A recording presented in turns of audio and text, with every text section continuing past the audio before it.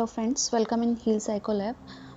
Today I'm going to start December 2012 UGC NET paper, and this is the second part, and we are going to attempt next 25 question in this part. Let's start it. Question number 26. A motivation to defy the conformity in order to protect one's sense of freedom and self-efficacy is called. देखिए conformity का मतलब क्या होता है, जब आपका जो social group है उससे आप कंफर्म करने लगते हो, है ना. सो दिस इज अबाउट, तो वो कहता है कि motivation to defy the conformity in order to protect one sense of freedom and self efficacy. एक ऐसी मोटिवेशन जो वो कंफर्म करता है कि आपके खुद का फ्रीडम और सेल्फ एफिकेसी को मेंटेन कर सके, प्रोटेक्ट कर सके. तो पहले इसका आंसर हम देखें उससे पहले हम कुछ मीनिंग्स के वर्ड देख लेते हैं. देखिए, यूनिकनेस का मतलब तो आपको पता है, जो यूनिक हो. एंड दूसरी बात है डिसओबीडियंस, आपको पता होगा कि किसी को ओबे ना करो. अब यहाँ कॉर्सियन का मतलब समझते हैं. Coercion means forcing a person to do something that they would not normally do by making threats against their safety और वेलबींग. तो देखिए, यहाँ कोई सेल्फ एफिकेसी की और फ्रीडम की बात नहीं हो रही, यहाँ बात हो रही है सेफ्टी और वेलबींग की.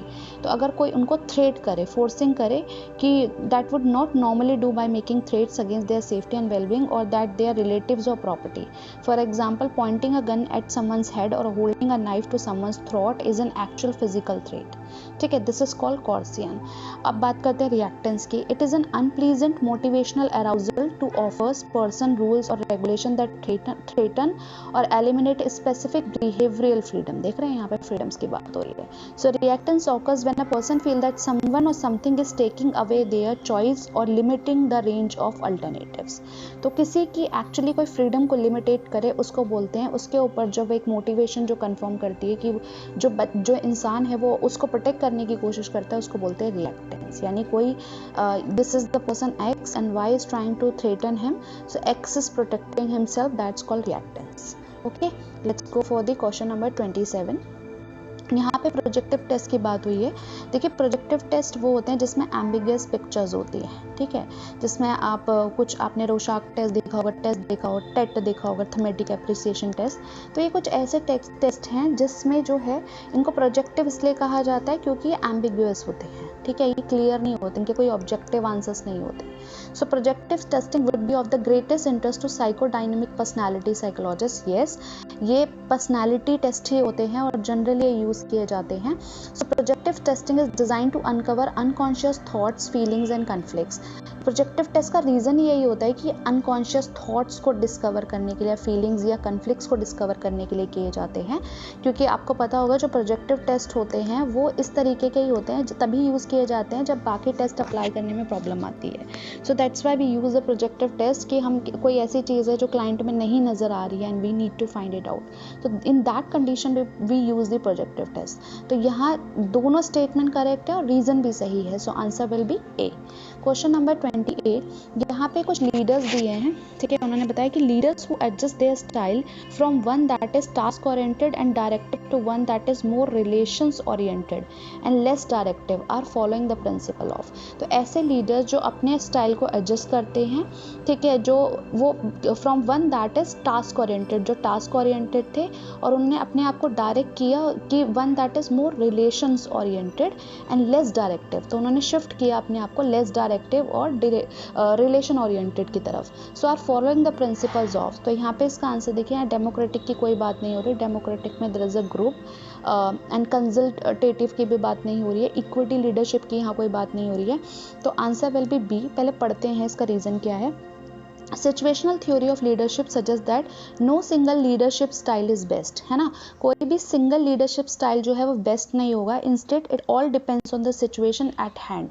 ये डिपेंड करता है सिचुएशन पे, किस तरह की सिचुएशन. तो यहाँ सिचुएशन कुछ और थी और यहाँ सिचुएशन कुछ और है, तो वो चेंज हो रहा है. So and which type of leadership and strategies are best suited to the task. So according to this theory, the most effective leaders are those that are able to adapt their style to the situation. तो वो ज़्यादा effective leaders होते हैं जो अपना जो style होता है वो सिचुएशंस के हिसाब से बदलते रहते हैं, अडेप्ट करते रहते हैं. And look at cues such as the type of task, the nature of the group and the other factor that might contribute to getting the job done. और वो किसी भी काम को कंप्लीट करने के लिए, तो वहाँ जो क्यूज का मतलब होता है हिंट्स देखते हैं. और हिंट्स किस तरह के होते हैं, जैसे किस तरह का टास्क है, किस तरह का नेचर ऑफ ग्रुप है, ठीक है। सो इसकी बात हो रही होती है, और अदर फैक्टर्स जो कंट्रीब्यूट कर सकते हैं किसी काम को कंप्लीट करने के लिए उसको देखेंगे। यानी द थिंग इज दैट कि they will focus only on the situation, they want to be work done in anyhow. So that is about the leader who adjust their style from one that is task oriented and directive to one that is more relationship oriented less directive. तो देखिए सारी इसी में बात हो रही है, तो answer will B situational leadership theory. Question number 29, यहाँ कुछ मॉडल्स दिए हैं और यहाँ पहले मैं थोड़ा थोड़ा सबके बारे में डिस्क्राइब कर देती हूँ। तो यहाँ पे देखिए सबसे इजी जो है वो डाइवर्जेंट थिंकिंग है, क्योंकि स्ट्रक्चर ऑफ मॉडल गिलफर्ट ने दिया था, स्ट्रक्चर ऑफ इंटेलेक्ट, और उन्होंने मॉडल ही इसी बेसिस पे दिया था डाइवर्जेंट थिंकिंग। तो 3 को आप 4S से कर सकते हैं, तो बट यू गॉट 3 ऑप्शंस, है ना। तो now this is eliminated, let's go for another one. अगर आप एलोब्रेशन को देख पाएँ तो elaboration is a part of creativity. ये देखिए क्रिएटिविटी के 4 पार्ट होते हैं, फ्लुएंसी, फ्लेक्सिबिलिटी, ओरिजिनलिटी और एलोब्रेशन। तो इसी के बेसिस पे अगर ये देखिए क्रिएटिविटी के 4 पार्ट दिख रहे हैं, तो फ्लुएंसी का मतलब होता है to brainstorm many different ideas, है ना। और flexibility to see things in new and different ways, and originality to create ideas that one new और unique, and to add details to your ideas. तो as per that अगर आप elaboration को match करेंगे तो will go with the creativity. Okay, so it means R will be 1 और R will be 1 only in a one option. तो answer will be C। बाकी भी देख लेते हैं। मैं रिग्रेशन का है, रिग्रेशन का will be answer type 1 and type 2 intelligence, ठीक है। एंड अगर हम मिक्स्ड मॉडल की बात करें तो that is related to emotional intelligence. और उससे पहले मैं आपको कुछ दिखाती हूँ इमोशनल इंटेलिजेंस। हमें इमोशनल इंटेलिजेंस की 2-3 थ्योरी पता है, एक तो डेनियल गोलमैन ने दी है और एक हमने पहले भी पढ़ा था, सॉल्वे ने दी थी एक थ्योरी, ठीक है। तो यहाँ पे ये इमोशनल इंटेलिजेंस है, ये क्या होता है कि एबिलिटी होती है to perceive emotion and to access and generate emotion as to assist thought, to understand emotion and emotional knowledge and to reflectively regulate emotion so as to. तो ये मेयर सॉल्वे ने इन्होंने डेफिनेशन दी थी, और Goleman ने इसके 5 components दिए। तो देखिए इमोशनल इंटेलिजेंस है क्या, आपने EQ की भी बात सुनी होगी, लोग IQ की तो बात करते हैं, लेकिन EQ is also important living in as a social human being, because when you are social human being you have to deal with the environment, the society, and everything doesn't happen on the basis of logic, it needs a emotion। अब emotion की बात ये नहीं है कि आप emotional हो, emotions की बात ये है कि आप दूसरों के प्रति कितने इमोशनल हो, उनको आप कितना अंडरस्टैंड कर पाते हो, उनके इमोशंस की आप कितनी रिस्पेक्ट करते हो। तो यहाँ पे कुछ गोलमैन ने 5 कंपोनेंट्स दिए हैं इमोशनल इंटेलिजेंस के, कि हम कैसे मेजर कर सकते हैं। तो पहली बात है इमोशनल सेल्फ अवेयरनेस, कि आपको अपने इमोशंस के बारे में सेल्फ अवेयरनेस होनी चाहिए, फिर आपको उन्हें रेगुलेट करना आना चाहिए, है ना। कई लोग बोलते हैं कि आई एम सो इमोशनल, है ना, but they don't know how to regulate their emotion, which is the important thing. गुस्सा आना ठीक है, लेकिन कई बार गुस्सा ऐसी सिचुएशन पे जिससे चीज़ें खराब हो जाए, वहाँ हम मेंटेन कर पाते हैं। तो सबसे इंपॉर्टेंट चीज़ जो होती है वो रेगुलेशन ऑफ इमोशन, कि आप अपने इमोशंस को कैसे हैंडल करते हैं। फिर बात होती है इंटरनल मोटिवेशन, तो आपकी इंटरनल मोटिवेशन कैसी है चीज़ों को करने के लिए, सोशल स्किल्स कैसे हैं, आप कितने सोशल हैं लोगों के साथ, और आपका एम्पैथी लेवल क्या है। तो this is about emotional intelligence. And I have one more thing, कि इमोशनल इंटेलिजेंस के 4 वो होते हैं। तो दिस इज अबाउट, एक होता है सेल्फ अवेयरनेस, एक होता है सोशल अवेयरनेस, एक होता है सेल्फ मैनेजमेंट, और एक होता है सोशल स्किल्स। कहीं ना कहीं पीछे से रिलेटेड है, बट ये 4 कंपोनेंट्स मुझे और दिखे थे, तो I just want to show you that is about. तो हमें जनरली इसका आंसर समझ में आ गया आपको, तो this is about, that is you can find the answer. Now let's go to the question number 13। According to epidemiology, different types of measures of epidemiology of mental illness are. तो अगर हम इसकी बात करें तो इसका मतलब क्या है, देखिए यहाँ पे प्रेवलेंस आपको पता है कि मतलब एपिडेमोलॉजी मतलब कॉजेस काइंड ऑफ थिंग। तो कितने डिफरेंट टाइप्स ऑफ चीज़ें हैं उसकी मेंटल इलनेस की। तो अगर आप बात करें प्रेवलेंस का मतलब होता है प्रचलन या कॉमननेस, है ना। तो कितना कॉमन है, यानी कोई मेंटल डिसऑर्डर कितना कॉमन है, पॉइंट प्रेवलेंस और incidence and percentage. Let's see about prevalence indicate the probability that a member of the population has a given condition at a point in time। तो prevalence का मतलब होता है at a time कितनी probability है कि member of population can have that mental illness। it is therefore a way of assessing the overall burden of disease in the population। तो ये एक तरीका होता है जिससे आप overall burden समझ सकते हो कि population में कितना disease का burden है। so it is useful measure for administrators when assessing the need for services और ट्रीटमेंट फैसिलिटीज़। अब जैसे कोविड था, तो अगर आपको प्रिवलेंस उसका पता चल रहा है तो उसके हिसाब से आप फैसिलिटीज़ वगैरह का अरेंजमेंट करोगे, सर्विसेज का अरेंजमेंट करोगे। तो that's why the prevalence is very important factor of epidemiology and this is about. तो इसके बेसिस पे वैसे जो मैं इसका आंसर है, मैं पहले आपको आंसर बता देती हूँ। देखिए, इसमें पॉइंट प्रिवलेंस की बात होती है, इसमें इंसिडेंस की बात होती है, बट इसमें परसेंटेज की बात नहीं होती। सो आंसर विल बी 1 2 3 ओनली। ठीक है, नेक्स्ट क्वेश्चन नंबर 31।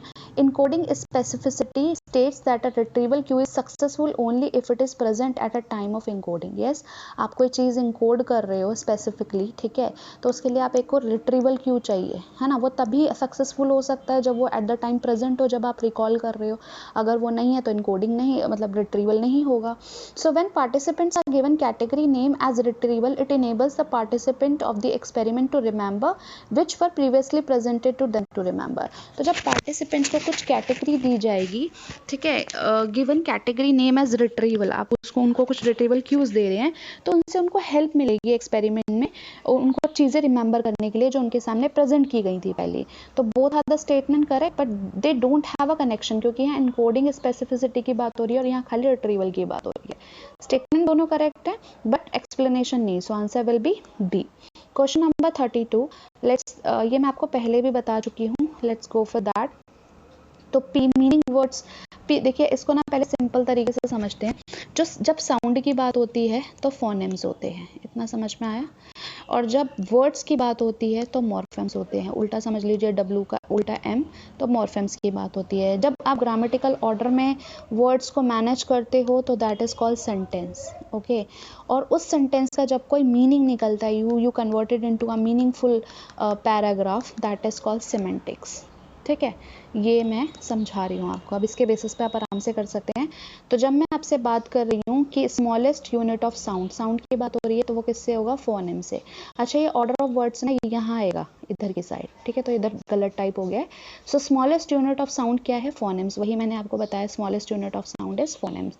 तो R is 2 इसमें, सिर्फ इसमें है, तो ऑप्शन वैसे भी ये करेक्ट हो गया, पर फिर भी एक बार चेक करते हैं। स्मॉलेस्ट यूनिट ऑफ मीनिंग, ठीक है, तो एस किसके साथ हो रहा है यहाँ पे, सॉरी, यहाँ पे साउंड्स हो गया, साउंड्स के बाद वर्ड्स की बात करते हैं, मीनिंग ऑफ वर्ड्स। तो पी की किसके बात हो रही है, पी की बात हो रही है फोर से, जब वर्ड्स की मीनिंग बढ़ जाएगी तो सिंटेक्स हो जाएगा। और रूल्स जो गवर्न करते हैं दैट इज कॉल्ड सिमेंटिक्स। तो क्यू इज 3, जो ऑर्डर में लगाते हैं वर्ड को, और स्मॉलेस्ट यूनिट ऑफ मीनिंग जो होगा वो होगा मॉर्फेम्स। ठीक है, सो दिस इज अबाउट, तो I think you match it out, 4 3 2 and 1, मैंने आपको मीनिंग भी समझा दिया है। Next question number 32। Entrepreneurs prefer to take moderate risk as a result of skill and no chance. तो ये जो होते हैं, ये जो होते हैं, ये मॉडरेट रिस्क लेते हैं और इनके रिजल्ट ऑफ स्किल होता है। आप जानते होंगे ये कि कोई एक न्यूली यूनिक आइडियाज़ लेकर आया और उसके ऊपर कोई स्टार्टअप बिठाया, उसे बोलते हैं। So they usually have innovative ideas and they persistently work to implement those ideas. Yes, both the statements are correct, but कोई कनेक्शन नहीं बैठ रहा, so answer will be B. Question number 34।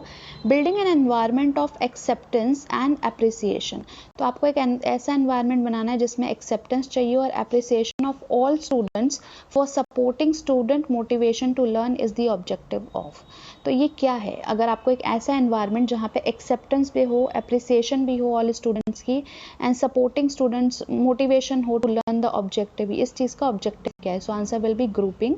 When conducting an experiment the people are randomly assigned to be in this group and they also closely resemble the participant who are in experimental group or the individual who receive the treatment. In this case motivation is the treatment. तो यहाँ पे इन्होंने एक बताया है कि ऐसा environment बनाया है एक्सेप्टेंस का जहाँ पे अप्रिशिएट किया जाता है all the student for supporting student motivation to learn. तो जो सपोर्ट करते हैं बाकी स्टूडेंट्स को, जो मोटिवेट होते हैं लर्न होने के लिए, तो उनका ऑब्जेक्टिव क्या होता है, तो ग्रुपिंग होता है।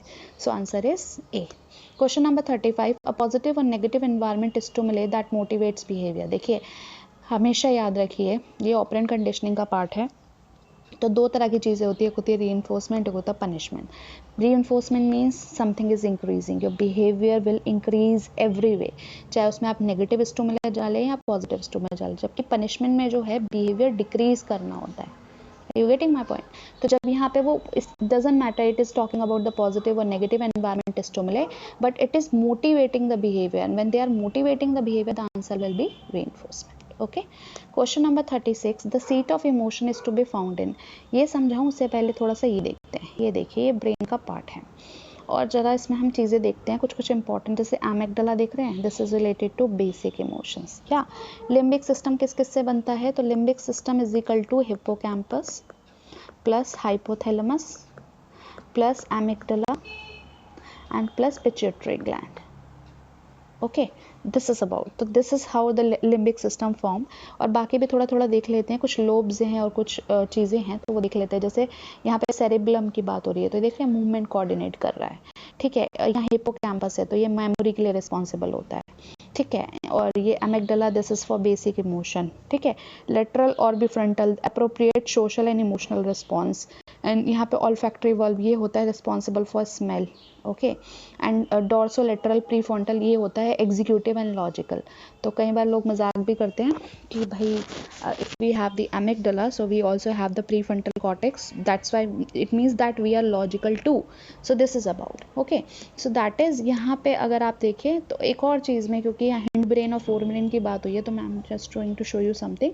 तो अगर ब्रेन स्ट्रक्चर की बात करें वो 3 पार्ट्स में डिवाइड होता है, hind brain, mid brain and fore brain. Fore brain जो है न्यू ब्रेन है और ये जो होता है थॉट एंड रीजन के लिए रिस्पॉन्सिबल होता है और इसके अंदर 4 पार्ट होते हैं, thalamus, hypothalamus, amygdala, hippocampus, okay. If you talk about mid brain, इसके अंदर होता है रेटिकुलर फॉर्मेशन। और अगर आप हिंड ब्रेन की बात करें तो ये हिंड ब्रेन और मिड ब्रेन मिलके ओल्ड ब्रेन बनाते हैं। और हिंड ब्रेन में होता है मेडुला, पोन्स एंड सेरिबलम, ठीक है। सेरिबलम को लिटिल ब्रेन भी कहते हैं। Hind brain is the most important part of the brain structure because it has a life supporting system. जैसे अगर मेडुला की बात कर रहे हैं तो हमारा ब्लड प्रेशर, हार्ट रेट और ब्रीदिंग को कंट्रोल करता है। और जाहिर सी बात है अगर ये इफेक्ट होंगे तो our survival can be in a danger. और पोन्स की बात करें तो ये कनेक्ट करता है हिंड और मिड ब्रेन को और हमारे फेशियल एक्सप्रेशन को कंट्रोल करता है और हमारे रेसिप्रेटरी मूवमेंट को कंट्रोल करता है और ये हमारे स्लिप कैरेक्टरिस्टिक्स लाइक ड्रीमिंग पे भी कंट्रोल करता है। सेरिबलम जो है that is habitual muscle movements जो होते हैं उसमें बहुत बड़ा रोल निभाता है। एंड जैसे हम अपने सेक्स मतलब कोई हमें कोई म्यूजिक प्ले करना है उसके लिए कोई इंस्ट्रूमेंट बजा रहे हैं, top part of the spinal cord होता है and it controls the basic biological function that keep us alive. This is about the hind brain. Now come to the mid brain. Mid brain is the muscle coordination के लिए responsible है और इसमें एक सबसे important part होता है brain का reticular formation which controls general body arousal and the ability to focus our attention. And it is does not function we fall into a deep coma. अगर ये काम ना करे तो हम कोमा में जा सकते हैं और ये सिलेक्ट करता है information from the environment. तो this is about mid brain. तो मैंने आपको इसके बारे में बता दिया। तो लेट्स सॉल्व द क्वेश्चन। सो अगर आप देखें तो यहाँ पे सीट ऑफ इमोशन की बात हो रही है तो इमोशन देखिए यहाँ पे लिम्बिक सिस्टम आंसर है। Why I am saying limbic system because मैंने अभी बताया कि लिम्बिक सिस्टम में एक पार्ट होता है एमिगडाला और amygdala is responsible for the emotions. It is responsible for the emotions जो मैं आपको नीचे भी दिखा चुकी हूँ। ये देखिए लिम्बिक सिस्टम बेसिक इमोशन और ये लिम्बिक सिस्टम का पार्ट है। So answer will be C. Question number 37. If a manager gives Kavita a positive appraisal or her first evaluation as an employee because he thought that she has been a top-notch performer in his job interview, he may be making an error based on. देखिए यहाँ पे एक बात हो रही है कि manager ने कविता को एक पॉजिटिव अप्रेजल दिया, मतलब कोई उसको चीज़ दी जो कि उसने एवेल्युएट किया कि उसने जो है as an in job interview में उसने बहुत अच्छा दिखाया। तो वो कह रहा है कि वो यहाँ किस तरह का एरर फॉर्म्ड कर रहा है। तो पहले हम बात करते हैं यहाँ कुछ जैसे हेलो इफेक्ट एट्रीब्यूशन एरर दिया है तो इसके पहले हम बताते हैं क्या है। तो देखिए यहाँ पे द फंडामेंटल एट्रीब्यूशन एरर, ये कॉरेस्पॉन्डेंस बायस होता है। What does it mean? It suggest that social perceiver attribute other people's behaviour primary to the dispositional cause, और डिस्पोजिशनल का मतलब होता है इंटरनल कॉजेस पे rather than the situational cause, और सिचुएशन का मतलब क्या है? External causes. तो यहाँ पे आप इंटरनल कॉजेज को रिस्पॉन्सिबल ठहराते हो, सिचुएशनल को नहीं, ठीक है। सो rather than cause of behaviour to some internal characteristic of person rather than to outside, for example behaviour of a person to their personality, motives और बिलीफ। इसका मैं एग्जाम्पल देके समझाती हूँ। जैसे मान लीजिए एक बॉस है एक मान लो एक एम्प्लॉय है, उसने आज ऑफिस ज्वाइन किया और उसने देखा कि ये बॉस जो है वो किसी एम्प्लॉय पे चल रहा है, तो पहली आपकी इमेज क्या बनेगी उसके बारे में कि यार ये तो बहुत खड़ूस बॉस है। यस, बट ये भी तो हो सकता है ना कि वो उस एम्प्लॉय को कई बार वो चीज़ बोल चुका हो और he is not doing well, that's why he started yelling on him, है ना, ये भी रीज़न हो सकता है। पर यहाँ पे हम किस कॉज को अहमियत दे रहे हैं, हम दे रहे हैं इंटरनल कॉज, यानी हम मान के चल रहे हैं कि उसकी पर्सनैलिटी ऐसे, हमने सिचुएशनल कॉज को नज़रअंदाज कर दिया।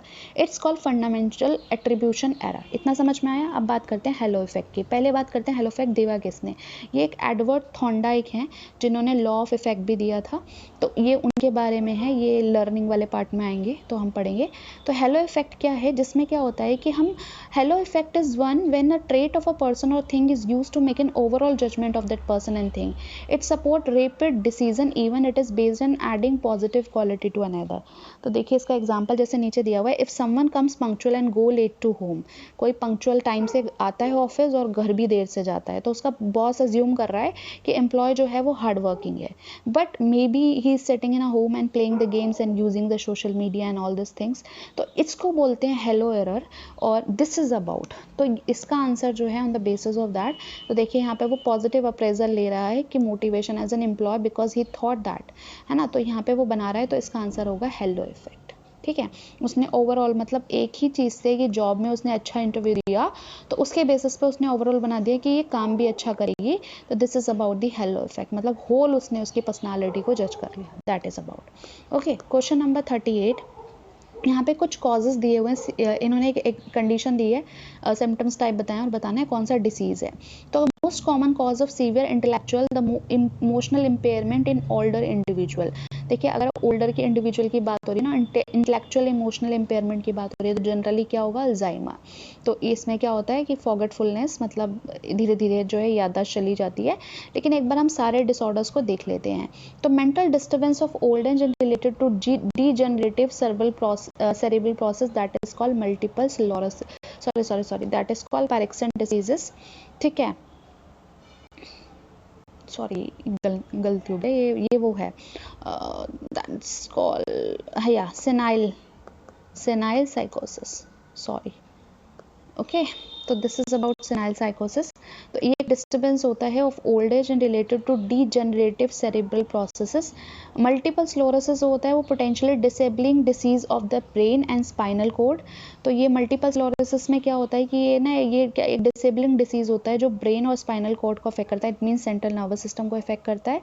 इसमें जो ये डायरेक्टली इम्यून सिस्टम पर अटैक करता है, जिसकी वजह से जो प्रोटेक्टिव शीट होती है माइलिन, जो हमारे नर्व्स फाइबर्स को कवर करती है, उन पे अटैक करता है। जैसे आपको पता हो ये अगर एक्सॉन है, ठीक है, तो ये यहाँ पे एक्सॉन्स पे माइलिन शीट बनी होती है जिनको जो प्रोटेक्ट करती हैं, तो ये उन पे वो करता है, मतलब हमला करता है, अटैक करता है, जिसकी वजह से आपके ब्रेन और रेस्ट ऑफ बॉडी पे जो है वो कम्युनिकेशन में प्रॉब्लम आती है। Eventually the disease can cause permanent damage और डिटोरेशन ऑफ द नर्व्स।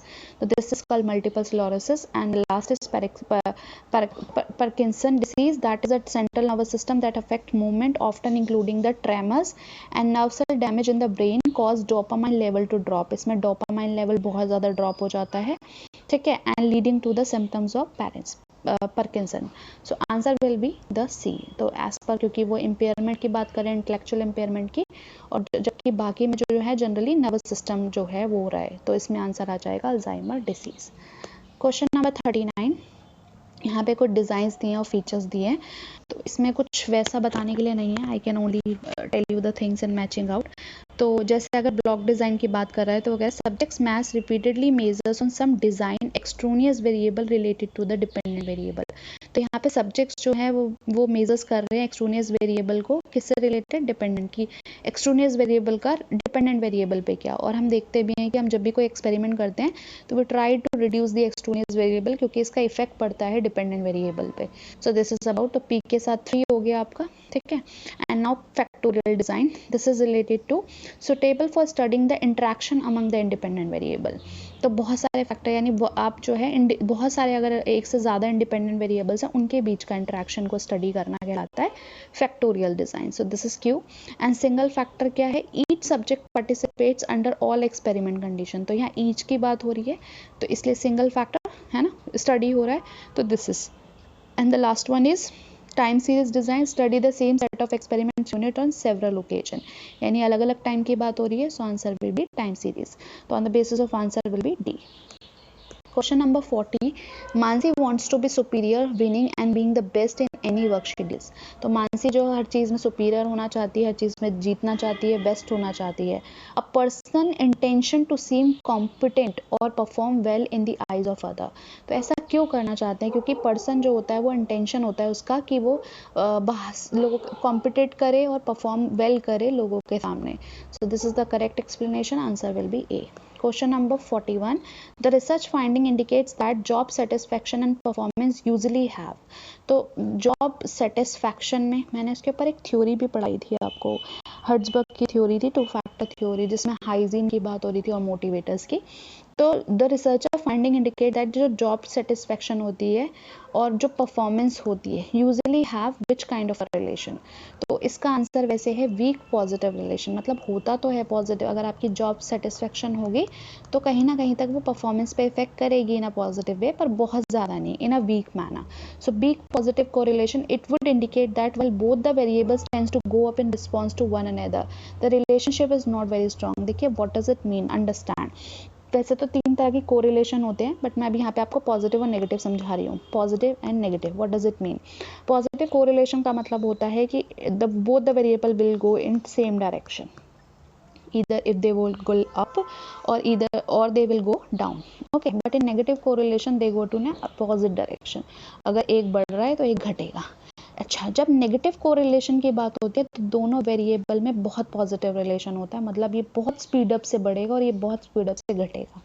लेकिन जब पॉजिटिव कोरिलेशन की बात होती है तो जब एक बढ़ रहा होता है ना तो दूसरा भी बढ़ता है, लेकिन उस प्रोपोर्शनेट में नहीं बढ़ता है, यानी बहुत तेजी से इंक्रीज नहीं करते, ग्रेजुअली इंक्रीज करते हैं.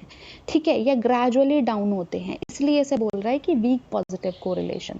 Strong negative correlation on the other hand would indicate a strong connection between the two variable, but that one goes up whenever the other one goes down. That is negative correlation. तो understood. तो यहाँ पे आप याद रखना, जब भी positive correlation की बात होगी दोनों जाएंगे तो सेम डायरेक्शन में, लेकिन बहुत ज़्यादा तेज़ी से इम्प्रूवमेंट या वो नहीं होगी, डाउन नहीं होगा, that will be weak. Okay, कमज़ोर होगा in that way. So question number 42, which of the following is not a critical situation in learning theory of personality development? तो कौन सी जो है क्रिटिकल सिचुएशन नहीं है? तो इसके अंदर वैसे आंसर है लैंग्वेज ट्रेनिंग, क्योंकि आप भी जानते हैं लर्निंग थ्योरी हमारे पास एक डिवाइस होता है, language acquisition device, Noam Chomsky ने बताया था. तो बच्चे हम जो है लैंग्वेज ट्रेनिंग बहुत आसानी से ले लेते हैं, और this is not about a personality development, it is not related to, है ना. अदरवाइज बाकी हो सकती है, सेक्स ट्रेनिंग हो सकती है, फीडिंग हो सकता है, एंगर ट्रेनिंग हो सकती है, but this is not about. So this is question number 43. यहाँ पे कुछ डिसऑर्डर्स दिए हैं और यहाँ कुछ एक्सप्लेनेशन दी है, तो लेट्स सी. देखिए, अगर आप डिप्रेशन की बात करते हैं तो वेट अ मिनट. सो अगर आप डिप्रेशन की बात करते हैं तो वो कहता है कि somewhere it is a negative attribution style, कि आप चीज़ों को किस नज़रिए से देख रहे हैं. स्किज़ोफ्रेनिया में तो आपको पता ही है डोपामाइन हाइपोथेसिस होता है. Yes, because you know that अगर स्किज़ोफ्रेनिया की बात हो रही है तो उसमें डोपामिन जो होता है वो हाई होता है, और अगर डिप्रेशन की बात होती है तो उसमें सेरोटोनिन जो होता है वो लो होता है. इतना क्लियर है? तो स्किज़ोफ्रेनिया में डोपामाइन हाइपोथेसिस हो जाएगा. Phobia is related to classical conditioning. Why I am saying this? तो अगर आपको लिटिल एल्बर्ट का एग्जाम्पल याद हो जो वॉटसन ने किया था, जिसमें क्लासिकल कंडीशनिंग के थ्रू, स्टिमुलस के थ्रू बच्चे को जो है डरना सिखाया था, फियर, है ना. तो that is called classical conditioning, और fear is related to phobia. And Korsakoff syndrome is very simple कि इट्स रिलेटेड टू अल्कोहलिज्म. जब इंसान बहुत ज़्यादा अल्कोहलिज्म हो जाता है तो वो अपनी मेमोरी लॉस होने लगता है उसका due to the alcoholism. So answer will be B. ठीक है. Question number 44. Feature detector neurons consist of. पहले आप ये देख लीजिए कौन कौन से फीचर डिटेक्टर सेल्स होते हैं. तो 3 मेजर ग्रुप्स होते हैं फीचर डिटेक्टर्स के, विजुअल कॉर्टेक्स में होते हैं, और ये ठीक है, जिसमें आता है, पहला आता है सिंपल सेल्स, ओके. दूसरे आते हैं कॉम्प्लेक्स सेल्स, ओके. तीसरे आते हैं हाइपर कॉम्प्लेक्स सेल्स. ठीक है. सिंपल सेल्स जो होते हैं वो मोस्ट स्पेसिफिक होते हैं, responding to the lines of particular with orientation, angle and position within visual field. ठीक है. अब देखिए यहाँ पे कौन सा नहीं दिख रहा है, ग्लियल सेल नहीं दिख रहा है. So on the basis of that the answer will B 1, 2 and 4. ठीक है. Question number 45. One of the neuro-Freudian psychologists combined the humanistic, existential and psychoanalytic perspective in which of the following concept? तो इसका answer है theory of love. हालांकि मैंने इसका बहुत explanation ढूंढा, मुझे नहीं मिला कि कौन न्यू फ्रॉइडियन ने दिया है। वैसे जो जनरली न्यू फ्रॉइडियन में आते हैं that is called Alfred Adler, ठीक है। एंड फिर आते हैं कार्ल जंग, ओके। एक है हॉर्ने और आई थिंक आइसनेक भी आते हैं, ओके। डीज आइसनेक है, एरिक्सन है, मुझे थोड़ा सा कन्फ्यूज़न है इसमें, but these are mostly the new Freudian. इनका मतलब ये है कि जो फ्रॉइड से पहले फ्रॉइड के साथ काम कर रहे थे, लेकिन क्योंकि Freud was working on only unconscious thoughts and sexual things, so actually they separated with him and they started a new Freudian psychologist, मतलब new perspective they have given. So this is about theory of love, okay. Question number 46। यहाँ मैं आपको सिर्फ answers बताऊंगी क्योंकि मैं आपको पहले भी बता चुकी, these factors are, it is based on the paragraph and these kind of a question I'm unable to find in the paper and मैं इनकी एक्सप्लेनेशन नहीं दे पाऊँगी क्योंकि मेरी भी लिमिटेशंस है, मैं इनको बहुत अच्छे से नहीं समझा पाऊँगी, इसलिए मैं खुद ही बोल देती हूँ कि भाई अगर आप समझा सकते हैं तो प्लीज़ मुझे ज़रूर समझाइएगा।